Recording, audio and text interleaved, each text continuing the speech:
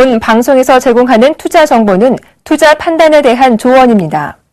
방송에서 제공하는 주식의 가치, 가격 상승 및 가격 하락에 대해서는 방송사에서 보장하지 않습니다.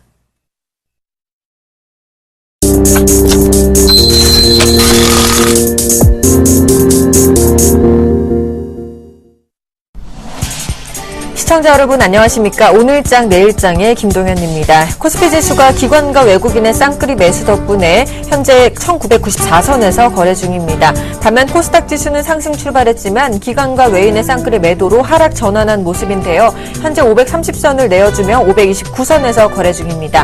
오늘장 내일장 먼저 준비된 주요 코너들부터 함께 보시고 힘차게 출발해 보겠습니다.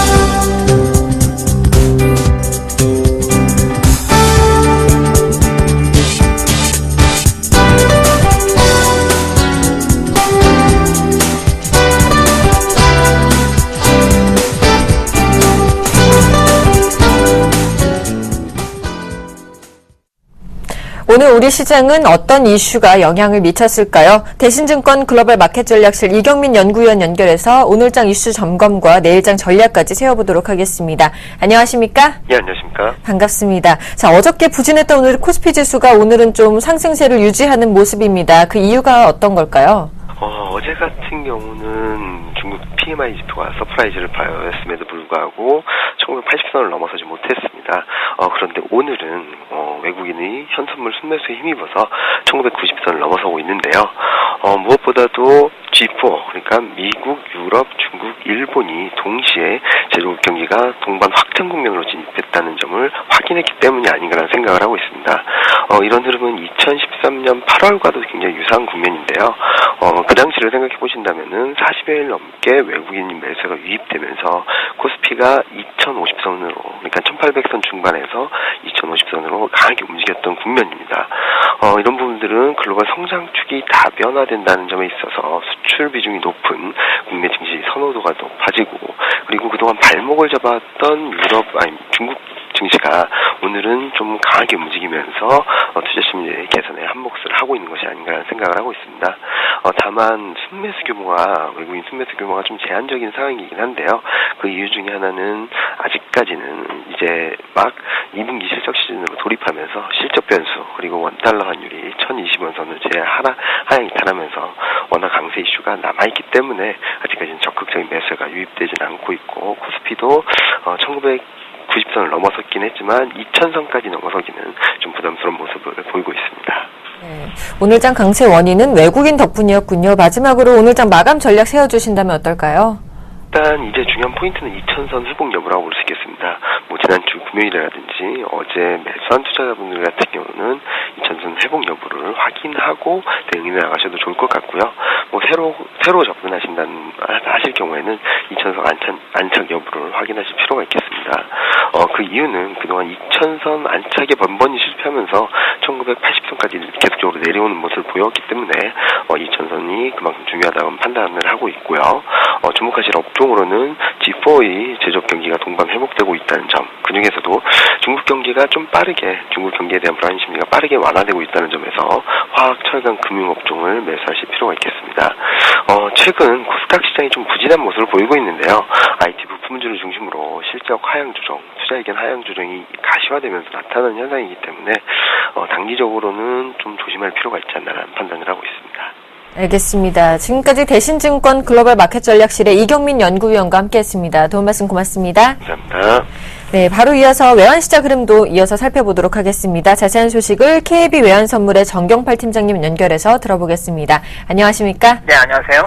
네, 오늘 달러가 좀 보합권으로 출발하는 모습이었죠. 이 시각 외환 동향은 어떻습니까? 네, 달러 환율이 어제 종가 수준을 전후한 움직임을 이어가고 있습니다.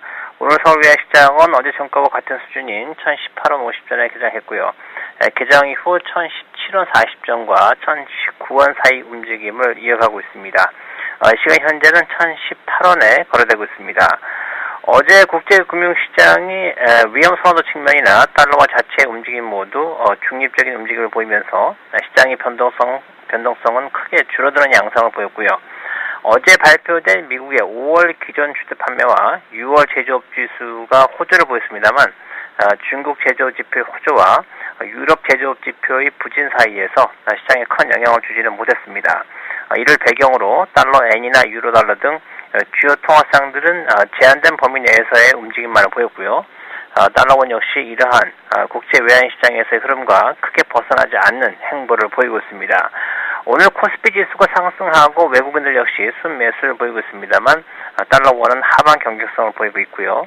1017원대에서의 지지가 지속되는 모습입니다. 알겠습니다. 그렇다면 향후 전망은 어떻게 보시나요? 네, 앞으로도 당분간 달러 환율이 박스권을 벗어나기는 쉽지 않아 보이는데요. 대외적인 재료들을 살펴보면 달러원의 상승 재료와 하락 재료가 서로 혼재되어 있는 양상입니다. 하락 재료를 먼저 살펴보면 어제부터 눈에 띄는 움직임을 보이고 있는 호주 달러와 캐나다 달러 등 상품 통화들의 강세 가능성입니다. 이들은 어제 중국의 HSBC PMI 지수가 6개월 만에 처음으로 확장된 영향을 받아서 달러화 대비 강세를 보였고요. 유럽 경제 지표의 부진으로부터는 상대적으로 영향을 덜 받으면서 위험 통화들 가운데 가장 크게 상승한 통화들이 되었습니다. 이 통화들은 앞으로도 안정적인 흐름을 이어갈 가능성이 크다고 보는데요. 이것은 지금과 같이 변동성이 극히 낮은 시장 환경에서 저금리 통화를 차입해서 고금리 통화에 투자하는 캐리 트레이드가 활성화되기 매우 좋기 때문입니다. 이것은 원화에게 강세 재료로서 작용할 수 있는 재해 변수라는 점에서 캐리 트레이드의 흐름을 앞으로도 계속해서 주목할 필요가 있다는 말씀을 드리겠고요. 반면에 달러 원의 반등 재료로서 주목하고 있는 것은 파운드화의 강세 가능성인데요. 비록 영란은행의 의사록은 기준금리 가능성을 약화시켰습니다만 영란은행의 주요 관계자들이 긴축의 필요성을 계속해서 주장하고 있어서 강세가 재개될 가능성은 여전히 남아있습니다. 파운드의 강세가 재개될 경우 이에 따른 크로스거래 위험 통화들이 약세를 보일 수 있기 때문에 달러원의 상승 요인으로서 분류를 했습니다. 따라서 어떤 요인이 더 크게 부각되느냐에 따라서 달러원의 방향성이 제한적이나마 영향을 받을 것으로 보고 있습니다. 알겠습니다. 지금까지 KB 외환선물의 정경팔 팀장님과 함께했습니다. 도움 말씀 고맙습니다. 감사합니다.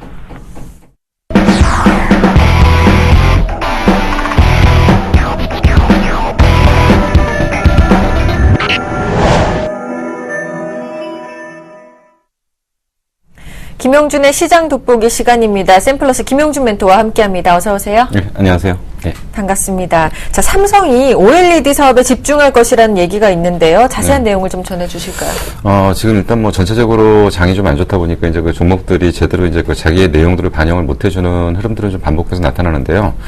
지금 좀 잘 봐야 될 부분들이 좀 있습니다. 삼성의 그 또 다른 미래가 결국은 이제 OLED, 특히나 이제 AMOLED라고 얘기를 하는데요. 삼성의 또 다른 미래가 OLED로 어떻게 펼쳐지는지, 그리고 얘네들이 그림을 어떻게 그려가고 있는지 그런 부분들을 좀 같이 좀 봐야 될 필요가 좀 있습니다. 먼저 이제 오늘 눈에 띄는 기사가 하나 있었습니다. 삼성이 LCD 라인 쪽을 중국에다 매각했다. 이거 그냥 뉴스 하나 들었을 때는 아무것도 아닌 것처럼 일단 보여지지만, 사실은 여기에서 이제 그 담고 있는 내용들이 좀 상당히 크다라고 일단 볼 수가 있습니다. 먼저 이제 LCD 라인을 중국에다 매각했다라는 거에 첫 번째에서 우리가 좀 해석을 해야 될 부분들은 결국 삼성이 이제 그 중소형 쪽은 OLED 쪽으로 가고요.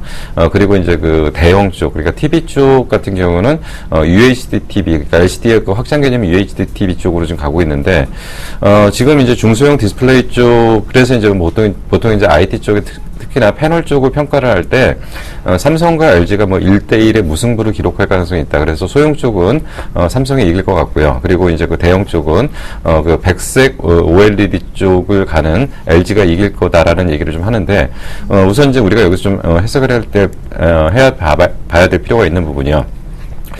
중소형 디스플레이는 지금 삼성이 이제 LCD 쪽을 거의 상당 부분을 비중을 좀 줄이면서 OLED 쪽으로 집중을 하겠다라는 얘기를 좀 하고 있습니다.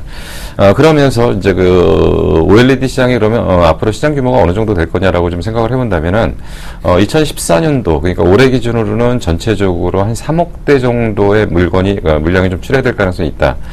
결국 이제 그 3억 대라는 거는 뭐 순수 국내 그 OLED 스마트폰만을 얘기를 하는 것이 아니고 전체적으로 모든 걸 묶어서 봤을 때 이 정도의 그 시장이 형성될 거라고 일단 보이고요.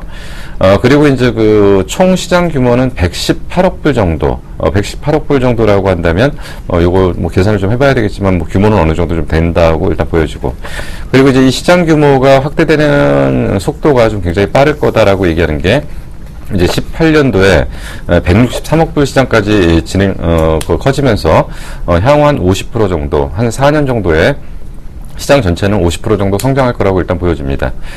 그러면서 이제 여기까지는 현재 기존에 존재하는 시장을 가지고 분석했던 그 분석기관의 분석 자료이고요. 이제 그 본격적으로 이제 그 삼성이 이제 그 적용 범위를 좀 확대 진행하고 있습니다. 최근에 기사에서 좀 보셨겠지만 태블릿 PC를 10인치 그리고 8인치짜리를 내놓고 있는데 여기에 이제 OLED를 탑재를 했습니다. 삼성이 사실 상당 기간 동안에 OLED를 태블릿 PC에 이제 탑재를 안 하고 있었는데 요번 태블릿 PC 쪽에 OLED를 탑재를 시작하면서 다시금 삼성은 OLED에 대한 부분을 태블릿 PC까지 지금 확대를 하는 그런 지금 현재 준비를 좀 하고 있고요. 그리고 이제 노트북까지도 여기에 좀 가세가 될 가능성이 좀 상당히 큽니다. 그래서 이제 노트북 시장과 태블릿 PC를 아까 말씀드렸던 시장의 어떤 예상치는 어디까지 포함되냐면 이 부분 적용 범위로 확대하는 부분이 아니라 스마트폰 시장을 가지고서 이제 분석을 한 거고요. 이 제품들이 만약에 가세를 하게 된다면 OLED 시장은 굉장히 빠른 속도로 좀 확대되는 그런 쪽에서 사실 이제 그 삼성 디스플레이가 1분기에 이제 OLED 쪽에서 적자를 냈다고 해서 사실 상당히 우려를 하고 있고요. 그리고 거기에 대한 부품 업체들이나 하청 업체들이 지금 상당히 좀 어려운 국면을 좀 겪고 있는데 지금 2분기부터는 확실하게 돌 거라고 일단 보여지고요. 그리고 이런 부분들이 신규 제품, 그러니까 태블릿 PC의 적용 그리고 노트북의 가세 이런 부분들까지 이제 반영이 되게 된다면 OLED 시장은 확실히 2분기를 기점으로 해서 큰 변화가 좀 생길 가능성이 좀 상당히 크다. 그렇기 때문에 관련 종목에 대한 해석을 지금 좀 다시금 잘 해야 될 필요가 있지 않은가 생각이 듭니다. 네, 이렇게 AM OLED 시장이 다시 한번 이제 부각을 받게 된다라고 말씀해 주셨는데요. 한동안 굉장히 이슈였죠. 이 휘어지는 디스플레이, 이 플렉서블 디스플레이가 전쟁이 진행 중이다 이렇게 준비를 하셨는데 내용 좀 전해주시죠. 이제 그 디스플레이 전체적인 흐름에서 이제 큰 이슈가 이제 두 가지죠. OLED 쪽하고 이제 플렉셔블입니다. 근데 플렉셔블 하는데 대체 이게 왜 그렇게 필요하냐라는 얘기를 좀 상당히 많이 합니다. 근데 이제 앞부분에서 분명히 말씀드렸지만 LCD는 지금 중국하고 격차가 거의 없어요. 그렇기 때문에 유일하게 대면적 쪽에 OLED 쪽만 국내에서 좀 강점을 갖고 있는데 플렉시블 같은 경우는 사실은 유일하게 양산에 지금 들어간 나라가 우리나라밖에 없고요. 뭐 대만이나 이런 쪽하고 기술 격차가 좀 상당히 벌어지고 있습니다. 그러면 얘를 갖고 대체 뭐 했을 거냐라고 한다면 일단 플렉시블의 장점이 뭐냐면 떨어져서 안 깨지고요. 그리고 여기다가 이제 OLED를 탑재하게 되면은 그 BLU를 사용하는 것보다 얇게 사용할 수 있는 거죠. 얇게 쓰고 그리고 휘어지면서 여러 가지 응용을 많이 할 수 있다는 거에 장점을 갖고 있기 때문에 사실은 이 부분의 기술 선점이 지금 굉장히 중요한 시점에 지금 와 있습니다. 근데 삼성하고 LG하고 좀 가는 길은 좀 다릅니다. 분명히 이제 둘 다 플렉셔블 가고 OLED를 가는데 아까 말씀드린 것처럼 LG는 백색 OLED이기 때문에 컬러 필터를 사용하기 때문에 기본적으로 컬러 필터를 사용한다면은 유리 기판을 사용하지 않는 플렉셔블에서 휘어지는 거의 문제를 컬러 필터를 사용하게 되면 컬러 필터 자체는 유리 기반이 가야 되기 때문에 결국은 그거는 이제 휘어지게 되면 이제 결국 부러지는 깨지는 상황이 벌어지기 때문에 삼성에서 얘기하는 RGB 방식의 그 OLED 방식이 맞고요. 플렉시블로 가려고 한다면. 근데 어쨌든 지금 삼성과 LG는 플렉시블에서 현재 전쟁을 진행하고 있다고 일단 볼 수가 있습니다. 삼성이 최근에 이제 그 가끔 이제 지나가시다 보면 그런 것들을 많이 볼 건데 최근에는 시계에 비슷하게 이제 손목에 차고 다니는 것들이 좀 많이 나오는데 이걸 갖다가 이제 기어 핏이라고 그럽니다. 기어 핏을 적용을 해서 이거에 대한 본격적인 양산을 하면서 일단 플렉시블로 하는데 최근까지는 완전히 휘어졌다가 제자리로 복귀하는 게 사실은 어려웠는데 올해까지는 어디까지 가능하냐면 약간 휘어졌다가 제자리로 돌아오는 것까지 가능하다고 합니다. 근데 이제 우리가 알고 있는 것처럼 접었다 폈다 하는 것까지는 아직은 이제 그 상당히 좀 시간이 좀 걸리는 걸 일단 볼 수가 있는데 어쨌든 삼성은 지금 기어핏이라는 것을 적용을 하면서 플렉셔블에 이제 속도를 붙이고 있습니다. 그래서 이제 그 천안에다가 A3 라인을 통해서 월 15,000장 정도 규모의 플렉셔블 라인을 지금 깔고 있고요. A2 라인을 변형을 해갖고 월 8,000장, 그래서 총 합쳐가지고 23,000장, 24,000장 정도까지 월 단위로 찍어낼 수 있는 정도의 양을 굉장히 늘리는데, 사실은 얘네들의 목표는 올해가 목표가 아닙니다. 그래서 내년에 본격적인 그 시장이 열리는 거에 대비한 지금 준비들의 박차를 좀 가하고 있고요. LG 역시도 월 18,000장 정도. 그러니까 LG는 LCD 라인을 일부 교체해가지고 OLED, 그러니까 플렉시블 라인으로 돌리고 있는데, 그러니까 사실 삼성과 LG의 그 판매 대수는 엄청나게 차이가 남에도 불구하고 LG 역시도 굉장히 공격적으로 월 18,000장을 갖고 있는 이유는 LG는 지금 그 매출처를 좀 다변화시키고 있습니다. 그래서 순수하게 그 LG 쪽에서는 G 플러스에 적용을 할 거고요. 그리고 이제 애플 쪽에 그 하반기에 출시되는 제품에 그 적용을 할 거고요. 그리고 중국 업체하고도 대규모 공급 계약들을 지금 준비를 하고 있는 상황에서 결국은 얘네들은 그 플렉시블의 그 기술 선점이 향후 디스플레이 산업에 굉장히 중요한 핵심 이슈가 된다라는 부분에서 미리 그 LG는 이제 10월을 지금 목표로 이제 준비를 하고 있고요. 그리고 이제 그 보통 LTPS 방식이라고 얘기를 하는데요. 이게 이제 보통 이제 일반 실리콘을 갖다가 고열 처리를 해가지고 다결정 실리콘으로 바꿔주는 과정들이죠. 그래서 이걸 갖다 TFT, 그러니까 방막 트랜지스터라고 얘기하는 그 부분을 만들어내는 과정들인데, 보통 이제 그 450도 정도 열 처리를 하는 게 이제 LTPS 방식이라고 얘기를 합니다. 그래서 LTPS 방식의 플렉시블로 현재 기술을 진행하고 있다라고 얘기를 하는 거고요. 그리고 이제 15년도, 그러니까 2015년도에 플렉시블 성장의 원년이라고 일단 볼 수가 있습니다. 그래서 지금 이제 플렉시블 관련 제품이 아마도 내년에는 한 100만 대 정도가 국내에 풀릴 가능성이 좀 상당히 크고요. 그리고 이제 아까 말씀드렸던 것처럼 접었다 폈다는, 신문과 같이 접었다 폈다는 완전한 우리가 원하는 플렉시블 디스플레이가 만약에 된다면, 그러면 아마 이제 어떤 현상이 벌어질 거냐면, 이제 그 태블릿 PC 10인치짜리를 들고 다니는데 접으면 5인치가 되고 피면 10인치가 되는 이런 현상이 되기 때문에 휴대도 여러 가지 간편한 부분이 있고요. 사실 응용할 수 있는 부분이 굉장히 많다. 그래서 지금 그 단계별로 플렉시블이 진행된다고 보는 거고요. 1단계가 내년에 이제 본격적으로 상용화에 진입을 한다. 그래서 이 부분, 지금 말씀드린 그런 부분까지 가는 데는 18년까지 가야지만이 완전한 상용화가 될 거다. 그런데 이것이 단계별로 진행되기 때문에 계속적으로 이쪽을 응용한 시장의 디스플레이 시장을 확대하는 이런 쪽에서 분명한 삼성의 어떤 새로운 성장 엔진이 될 거라고 일단 봅니다. 그래서 지금 삼성그룹은 지금 어떤 준비들을 하고 있냐면, 사실 2020년 이후에는 기존의 삼성의 모든 제품이 하나도 없다라고 생각하고 새로운 먹거리를 찾아서 사실은 2007년도, 2008년도부터 지금 준비를 했고요. 그리고 이제 거기서 우리가 많이 들었던 게 미래의 신수종 5대 산업이라고 얘기를 하는 거고, 그 안에 분명히 이제 AM OLED 부분이 분명히 있습니다. 그래서 아마도 2분기 이후 내년부터는 삼성의 그 성장을 또 한 번 이끄는 쪽이, 지금은 사실은 어떻게 보면 삼성에서 굉장히 이제 골칫거리가 되고 있는 삼성 디스플레이가 아마도 성장을 이끄는 원년이 될 거고요. 이거는 이제 태블릿 PC 적용의 1단계 정도에서의 어떤 성장을 견인하는 거고, 사실은 디스플레이 쪽에서 뭐 어차피 큰 시장은 대면적 쪽은 TV이기 때문에 TV까지 확대를 한다면은 사실은 디스플레이 쪽에서의 어떤 전체적인 흐름이 아마 반도체나 그 D램 쪽 이런 쪽을 훨씬 능가하고, 그리고 스마트폰의 일정 부분을 커버할 수 있는 그런 정도 규모까지 성장을 이끌어낼 수 있다고 하기 때문에 또 디스플레이 쪽에 하나의 OLED가 삼성의 분명한 미래라고 정리를 해드릴 수 있을 것 같습니다. 알겠습니다. 지금까지 샘플러시 김용준 멘토와 함께했습니다. 오늘도 도움 말씀 고맙습니다. 네, 감사합니다.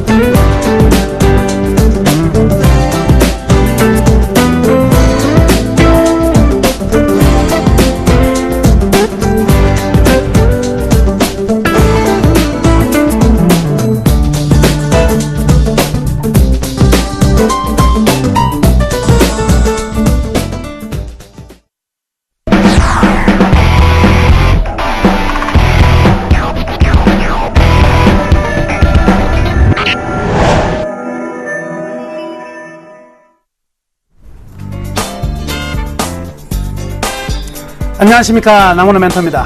2시 20분 항상 매일같이 찾아오는 이 시간은 오늘의 특징주 그리고 밸류밴드 관심 종목을 여러분들께 소개해드리는 시간입니다. 자, 이 외국인들의 선물의 투기적인 흐름이 오늘은 또 플러스본으로 엄청나게 7,000개와 8,000개 이상의 순매수가 들어옵니다. 여러분들 보소. 정말 이 재밌는 장난을 굉장히 많이 치는데, 이럴 때 일반 개인 투자자들이 굉장히 흔들리는 그러한 흐름들이 나올 수밖에 없습니다.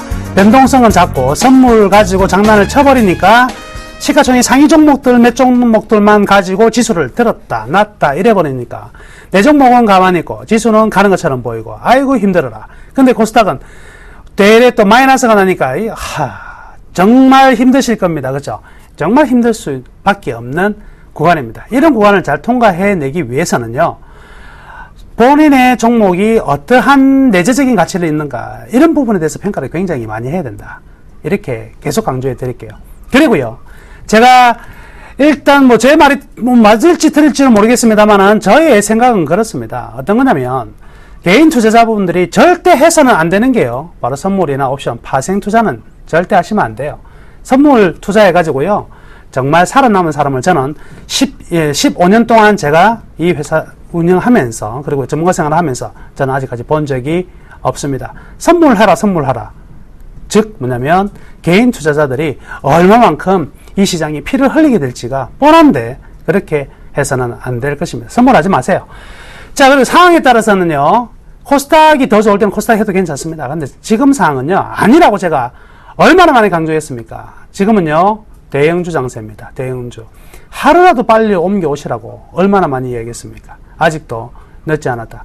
윈도우 드레싱 효과가 좀 나타나고 있는데 이제 시작입니다. 지수가 왜 이렇게 올라가느냐? 기관들이 프로그램 매수를 앞세워가지고 땡긴 것 같습니까? 아니에요. 지수에 대한 확신을 가지고 있습니다. 외국인들요, 미국계 자금 매수 계속 안 해도 괜찮아요. 유럽계 자금이 벌써 입질이 들어오고 있는 모습이 나오네요. 딱 걸렸습니다. 후크질이 걸렸어요. 이제 시장은요, 제가 말씀해드렸죠. 이제 올라가면은 7월달까지 올라가면 그간에 서머랠리 있다 없다 얼마나 말이 많았습니까? 근데 맨날 없었죠. 근데 this time is different. 이번은 다릅니다. 유럽계 자금이 들어온다면 들어오는 모습이 나타나고 있기 때문에 7월장은요, 폭등 장세 분명히 가능성이 있으니까 서둘러 후딱 빨리 대형주 쪽으로 넘어오시길 바라겠습니다. 자, 오늘 어떤 종목을 골라봤냐면요, 참 오래간만에 이 종목 골라봤습니다. 딱 2달 전에 다루었던 종목인데 오늘 흐름이 상당히 좀 괜찮아요. 이름하여 현대차입니다. 현대차가 오늘 조금 강세 보여주고 있습니다. 그죠? 조금 강세를 보여주고 있는데 이 강세가 의미가 있는 강세다, 이렇게 봐야 됩니다. 우선 환율이 계속적으로 떨어지면서 환율에 대한 우려가 가장 극심한 상태에서 이런 환율을 딛고 올라가고 있는 이런 흐름들이 나타나고 있기 때문에 오늘의 현대차는 의미 있는 상승이다, 이렇게 봐야 될 것 같고요. 수급적으로 좀 체크를 해보면요, 꽤 재밌는 모습이 나오는데, 외국인들은요, 작년 말부터 계속 매도했습니다. 환율이 떨어지는 시점부터 계속 매도했다가, 근데 최근 5월 이후에는요, 조금씩 사 들어가는 모습이 나타나고 있어요. 더 이상 이제 매도 물량은 나오지 않고, 많이는 사지 않고 있지만, 조금씩 사고 있다. 반면, 기관들도요, 3월달부터는 계속 매도했습니다. 그러니까 3월달, 4월달, 5월달은요, 기관과 외국인들에 의해서 주가가 떨어질 수밖에 없는 수급적 환경이었는데, 최근에는 이제 증권사 쪽에서는요, 매수로 이제 전환되는 모습이 포착되고 있어요. 자, 증권사가 조금 빠르게 움직이는, 현대차의 어떤 과거의 수급 동향을 본다면, 증권사가 좀 매수를 하면 돌아서 나가더라. 이런 것들, 역사적인 케이스가 많이 있었죠. 자, 중요한 관절 포인트 있습니다. 일단 7월 달이 현대차의 어떤 그 터닝 포인트 지점이 될 가능성이 굉장히 높아요. 바로 무엇이냐면 신형 소나타하고 신형 제네시스가 미국에서 드디어 이제 약진을 시작할 것입니다. 자, 그런데 이 타이밍도 좋지만요, 지금의 미국 내의 현대차의 어떤 위상이요, 상당히 좋아졌기 때문에 이 부분에 대해서 지금 이미 호평이 나오고 있어요. 굉장히 긍정적으로 딜러뿐만 아니라 이 대리점 측에서 전부 다 굉장히 이거는 괜찮다. 신형 소나타 같은 경우에는 그래서 좀 기대해 볼 만한데 하반기에 한번 이런 부분에 대해서 기대치가 많이 올라가 있는 상황이면은 틀림없다. 두 번째 이제 핵심 포인트는요, 바로 이제 드디어 임금 단체 협상에 들어갑니다. 임단협. 해마다 홍역을 낳는 게 현대차 노조와 그리고 사측의 갈등인데요. 지금 뭐냐면 지금 현대차 노조는요 중도 실리 계열입니다. 그래서 중도 실리 계열이다 보니까 굉장히 강성한 스타일이 아니죠. 과거 이제 민노총에서 금속 그리고 현대차로 이어지는 초강성 계열에서 지금은 살짝 중도 실리 계열로 들어갔기 때문에 이번 충돌은요 나오더라도 뭐 전체 총파업 이런 거는 나오지 않을 것 같아요. 굉장히 좀 순조롭게 적정한 수준에서 타협이 이루어지지 않을까.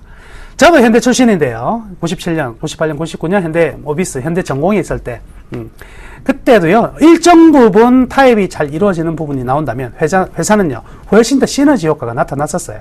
적정한 텐션은요 발전의 계기도 분명히 된다. 바로 이런 부분들을 좀 기대해봐도 되지 않을까 이렇게 볼 수가 있겠네요.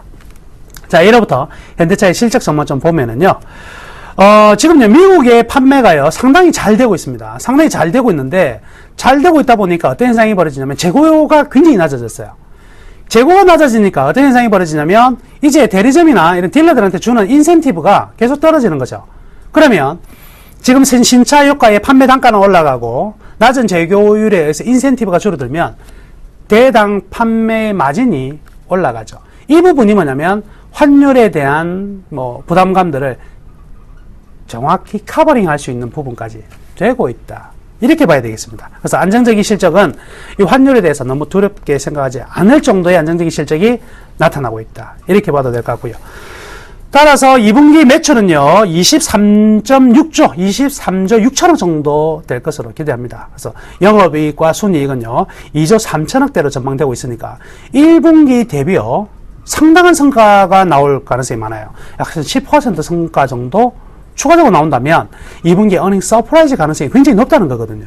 그럴 경우에는 그 이전에 주가가 먼저 달려가지 않을까. 여기에 대한 리포트를 가장 준비하고 먼저 분석을 하고 있는 집단이 누구냐? 증권사 아니겠습니까? 증권사의 5월달 진입 그리고 나무누이와의 나무누이의 현대차의 분석 이 정도라면 현대차는 굉장히 좋은 타이밍이 들어와 있다 생각하셔도 될 것 같은데요. 그러면 진짜 그런지 밸류밴드 통해서 한번 보겠습니다. 밸류밴드 한번 보시죠. 지금 저 그림에 보시면 A라인에 그대로 제일 동그라미 보라색 동그라미에 되어 있는 A라인이 바로 주가의 가장 저평가 시점에 들어왔던 부분입니다.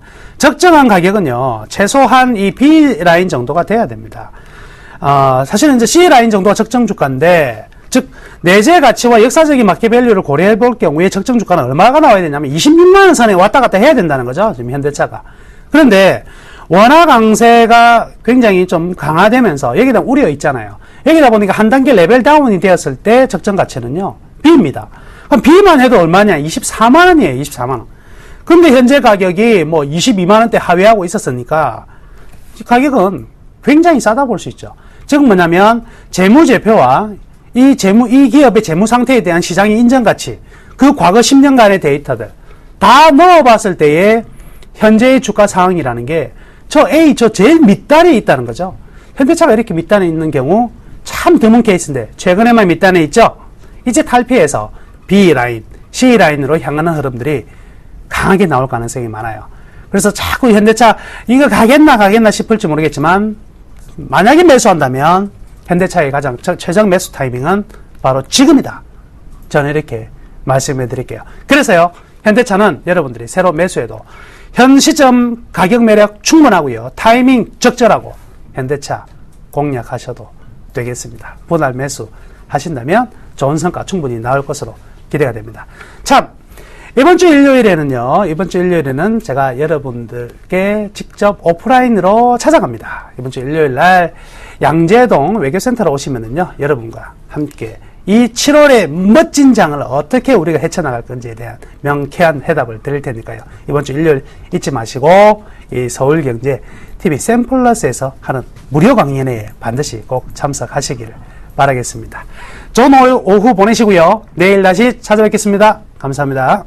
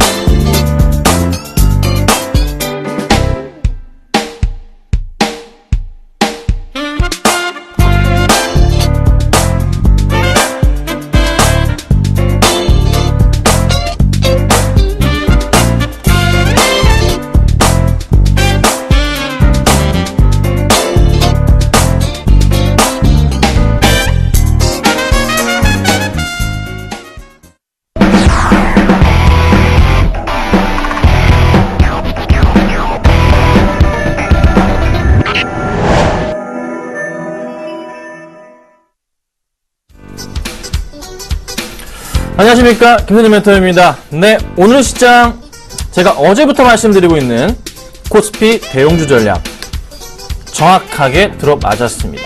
자, 코스닥이 지금 많이 밀렸다가 회복을 하고 있지만 코스피의 이 상승세를 막을 수는 없을 것 같아요. 왜 그렇죠?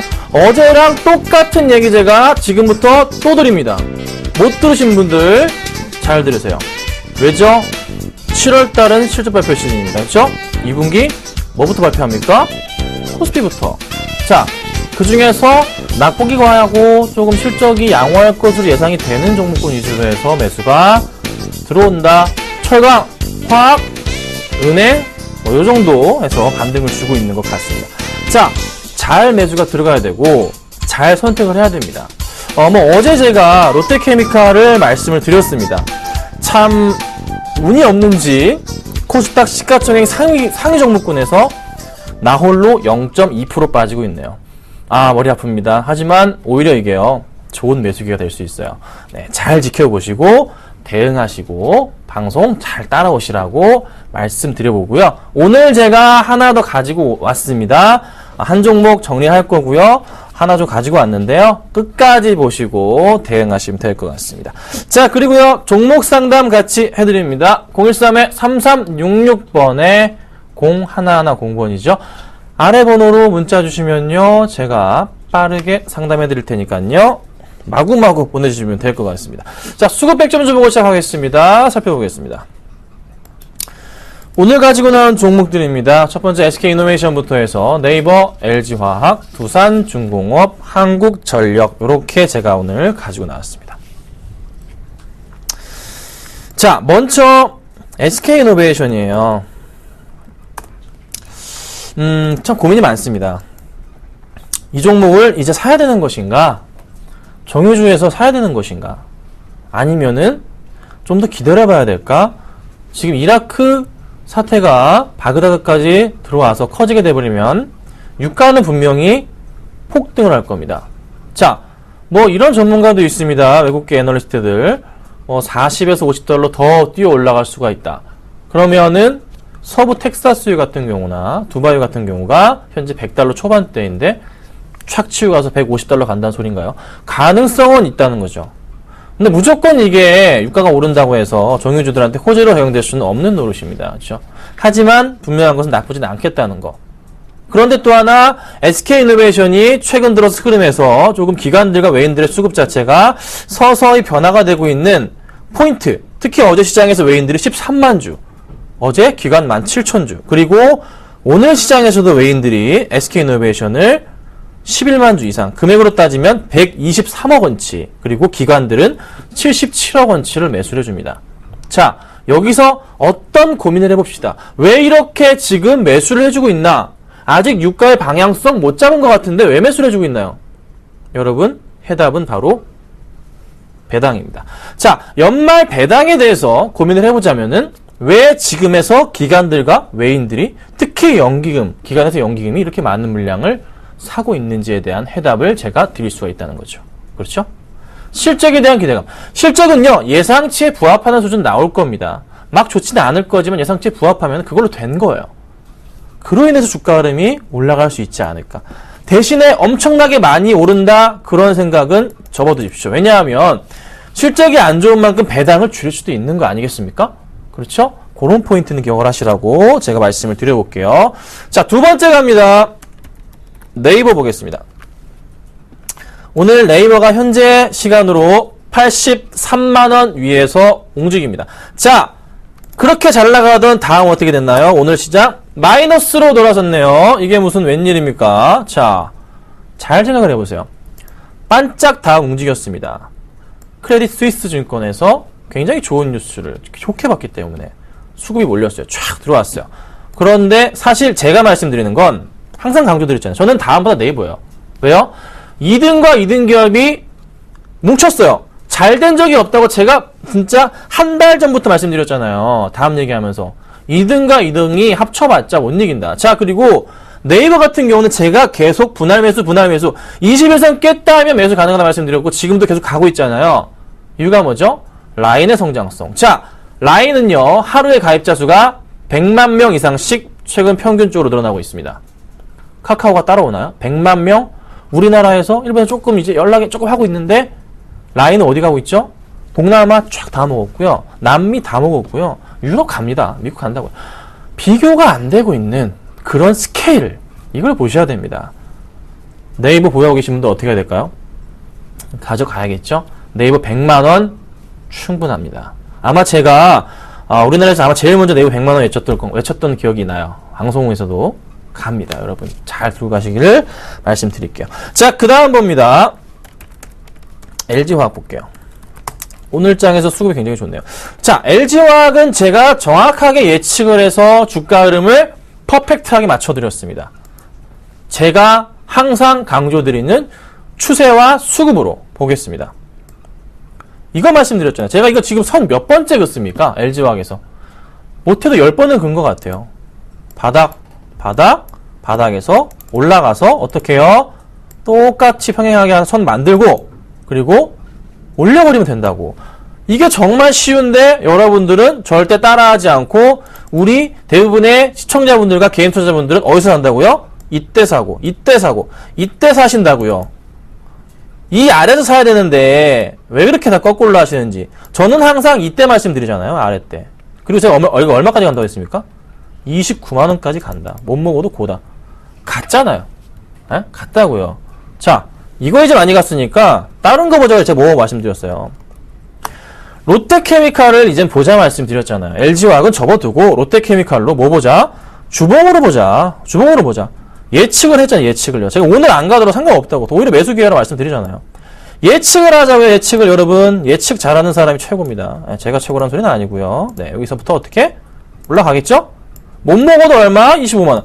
가능하자. 제가 얼마까지 봅니까? 전고점까지는 보잖아요. 여러분 22만원까지 보잖아요. 이런 흐름을 읽을 줄 아셔야 됩니다. 시간이 걸릴지언정 먼저 잡아서 캐치하는 습관 기르셔야 됩니다. 제발 부탁드리는데 급등하거나 막 올라갈 때 사주 좀 마세요. 부탁드릴게요. 자, 네 번째 두산중공업 갑니다.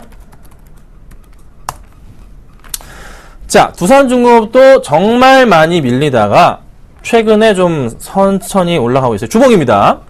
자, 보세요.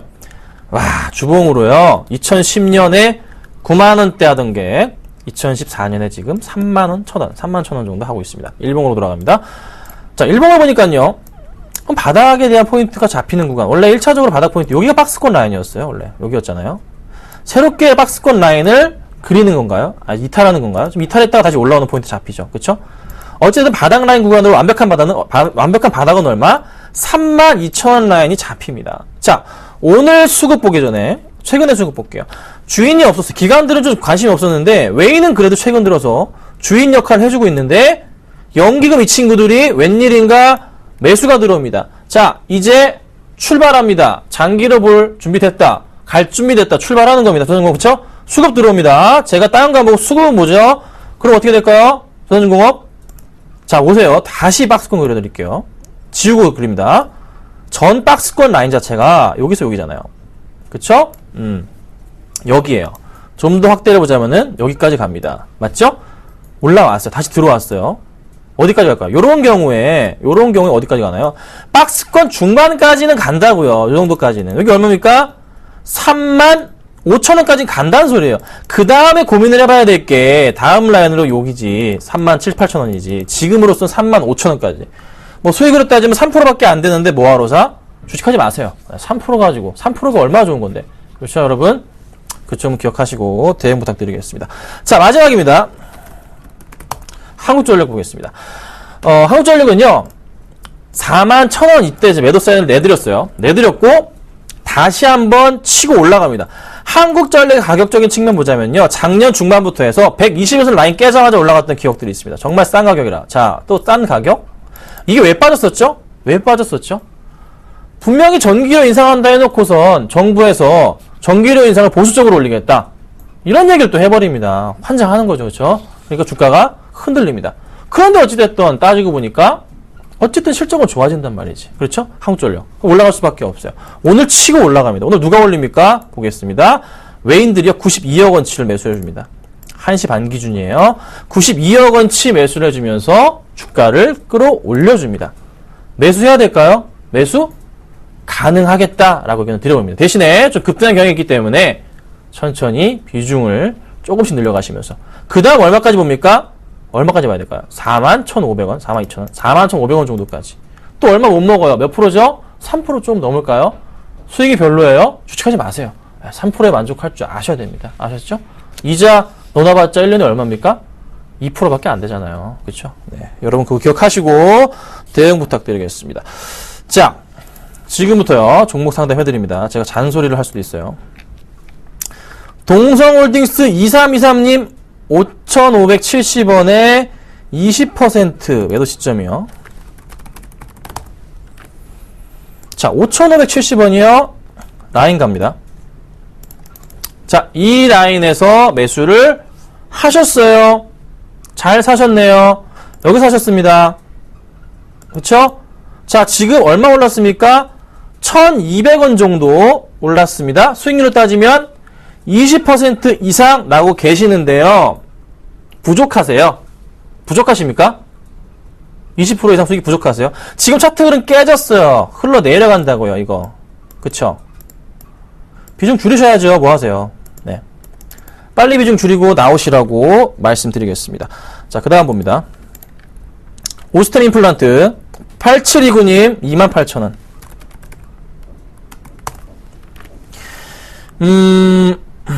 최근에 사신 건 아니라고 제가 네, 알겠습니다. 아마 올 초에 샀다고 제가 판단을 하고서 말씀드릴게요. 이때 사실상 사시기는 이제 제 방송 오래 보신 분들은 안 사시기 때문에 이때 사셨다고 제가 판단을 합니다. 근데 이때도 사실 굉장히 비싼 가격. 아니, 이때가 아닐 거예요. 설마 이때 아니겠죠? 저는 우리 시청자분, 문자 주신 분, 요때라고 판단하겠습니다. 네. 그래도 요때라고 판단하겠습니다. 네. 요때이실 거예요. 네. 정말 오래 기다리셨고요. 상담해드리겠습니다. 상승을 합니다. 급등을 했어요, 최근에. 고민이 되실 겁니다. 매수가 부분까지 와서. 수급 볼게요. 자, 최근에 수급 보니까요. 어떤 느낌이죠? 전반적으로 빨갛네요. 그쵸? 전반적으로 빨간색이 많아요. 기관들이 많이 사주고 있어요. 외인들도 다시 매수를 최근 들어 해주면 주가를 끌어올렸습니다. 기관 같이. 그쵸? 기관과 외인의 양매수. 기타법인도 슬슬 매수를 다시 해주고 있네요. 팔았던 물량을. 나쁘지 않네요. 자, 오늘 수급. 기관이 들어오네. 수급으로, 수량으로 보니까 1000주가량 매수가 좀 들어오는 포인트가 잡힙니다. 자, 그러면 이거 매도해야 될까요? 아닙니다. 아닌데, 지금은 아니에요. 근데 저는 걱정인 게 있어요.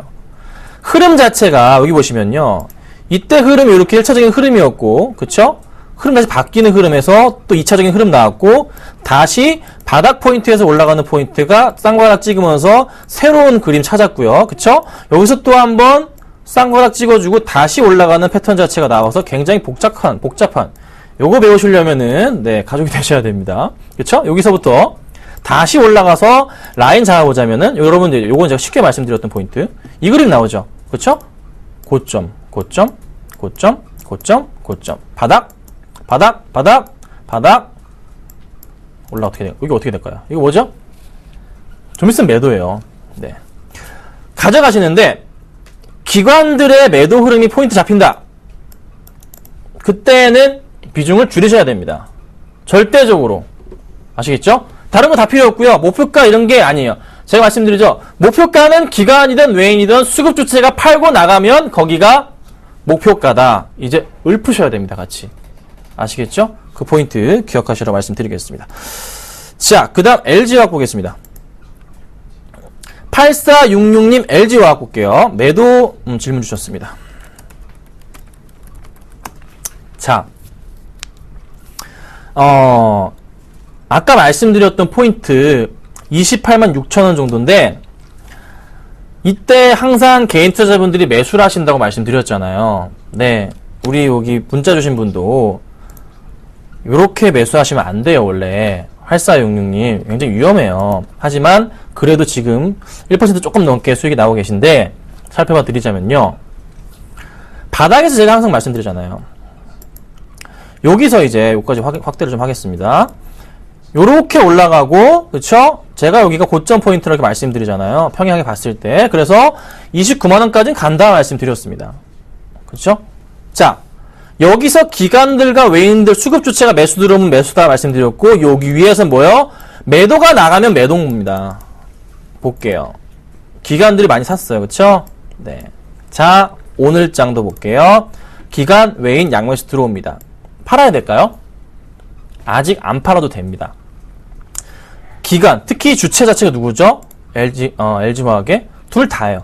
외인들과 기관들의 이 양매수를 멈추면서 좀 매도세가 강하게 몇만 주씩 이어질 때, 하루가 아니라 2, 3일 이어질 때 그 포인트 보셔야 됩니다. 이렇게 하루 말고요. 그런데 개인은 아직 팔잖아요. 개인의 매수가 들어와 주면서 외인과 기관들이 매도 나간다면 거기서 정리하셔야 됩니다. 그런데 제가 볼 땐 거의 다 왔어요. 네. 아마 수익 많이 못 내시고 나올 겁니다. 아셨죠? 다음부턴 절대 이렇게 라인상, 추세상 상단에서 매수하시는 거 굉장히 위험합니다. 배우십시오. 아셨죠? 꼭 잊지 마시고 기관과 외인 매도 추세 보시길 바랍니다. 자, 그리고 또 보겠습니다. 한국항공우주 4474님 봐드릴게요. 31,400원 31,400원입니다. 볼게요. 네, 언제 상승할까요? 보겠습니다. 자, 큰 흐름으로 볼게요. 자, 이 일봉인데요. 일봉을 딱 보니까 어떤 느낌? 김선윤 저거 주봉 꺼내겠네. 자, 주봉 갑니다.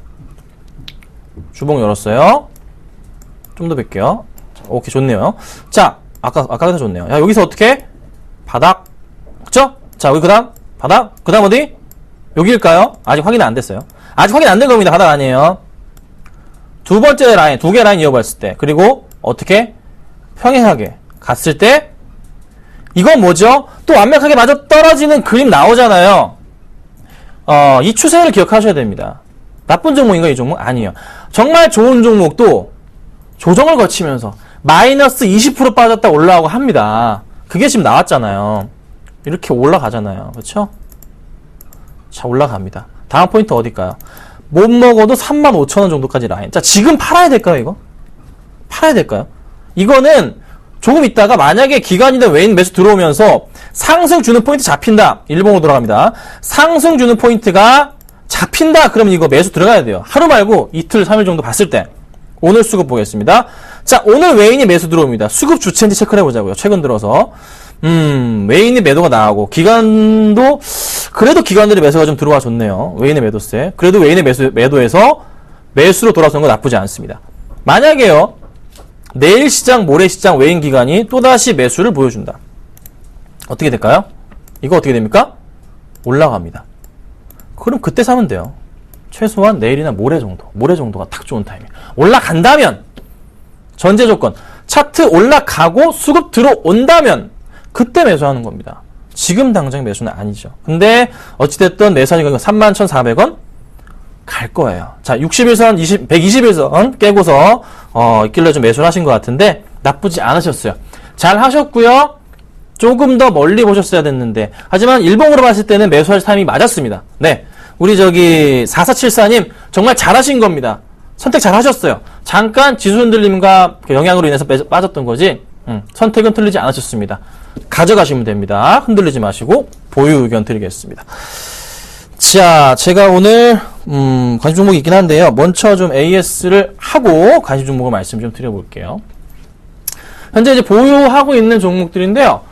두산인프라코 3% 수익 중이고요. 광동제약을 제가 목표가를 상향합니다. 지금 11% 수익 중인데 더 올리도록 하겠습니다. 오늘 급등하죠. 자, 한국타이어 오늘 좀 빠져요. 재고가 늘었다서 빠지는데 기관들은 오히려 더 사네요. 홀딩합니다. 현대제철 잘 가고 있죠.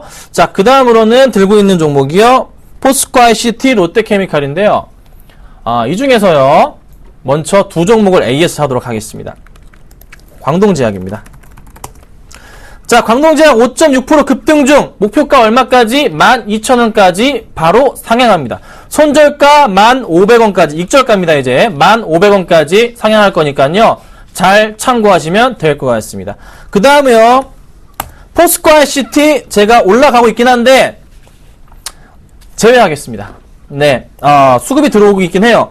추가적인 그 상승을 보고 그때 다시 들어가겠습니다. 나쁘진 않지만 일단은 제가 혹시 코스닥의 위험을 좀 확인해야 되기 때문에 빠져나갔다가 내일 당장 다시 추가 매수할 수도 있어요. 다시 들어올 수도 있어요. 그거는 기억하시고 일단은 안전하게 빠져나가도록 하겠습니다. 자, 그리고 오늘 가져나온 종목은요. 포스코아시티 가져가도 됩니다. 원하시는 분들은. 자, 삼성 엔지니어링 가지고 나왔습니다. 삼성 엔지니어링 제가 이거 또 차트에서 예측을 하고 수익을 한번 내보도록 하겠습니다. 자, 바닥 라인, 바닥 포인트에서 요렇게 라인을 따라서 선을 긋습니다. 맞죠? 자, 그리고 어떻게 될까요? 평행하게 만들고요. 주가 이렇게 올립니다. 자, 이거요. 저희 이때 사가지고 이때 먹고 나왔잖아요. 여러분 기억하시죠? 잘 먹고 나왔어요. 기억하시죠? 여기서 저희가 수익 잘 먹고 냈습니다. 제가 잘 내고 나왔죠? 이번에 또 합니다. 이번에 어디요? 이번엔 여기 한번 해보겠습니다. 여기서요. 요렇게 가서 먹고 나오는 걸로 할게요. 왜 그러냐면 오늘도 수급이 양호해요. 네, 수량으로 들어옵니다. 금액으로 볼까요? 네, 많은 물량은 아니지만 그래도 들어오고 있어요. 그리고 최근 들어서 매수세가 서서히 돌아오는 거, 외인 매수세 보이시죠? 서서히 수급이 들어오고 있습니다. 제가 오늘 얘기했으니까 아마 우리 기관과 외인 분들 매수 들어올 겁니다, 여러분. 걱정하지 마세요. 저 따라합니다. 그렇죠? 바닥에서 올라가는 포인트. 이거 놓칠 사람들이 아니에요. 거의 같이 움직여요. 제가 이렇게 말씀드릴 때 내일부터 모레부터 기관과 외인들의 수급 봐보세요. 어떻게 들어오는지 들어올 겁니다. 그래서 삼성 엔지니어링 가격 전략은요. 오늘 제가 이 종목은요. 이렇게 사도록 하겠습니다. 종가로 매수하도록 하고요. 목표가는 85,000원까지 전고점 포인트 정도까지만 1차적으로 보겠습니다. 손절가는 74,000원 정도로 리스크 해칭 좀 하도록 하겠습니다. 아셨죠? 자, 오늘 제가 삼성 엔지니어링까지 말씀을 좀 드려봤고요. 내일은 좀 더 좋은 종목 관심주로 제시해드리도록 하겠습니다. 감사합니다.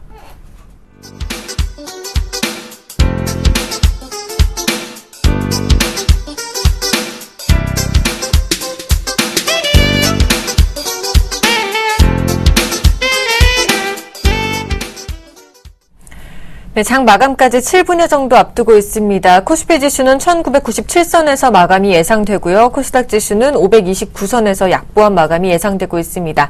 오늘장 내일장 오늘 준비한 소식은 여기까지입니다. 저희는 내일 다시 찾아뵙겠습니다. 시청해주신 여러분 고맙습니다.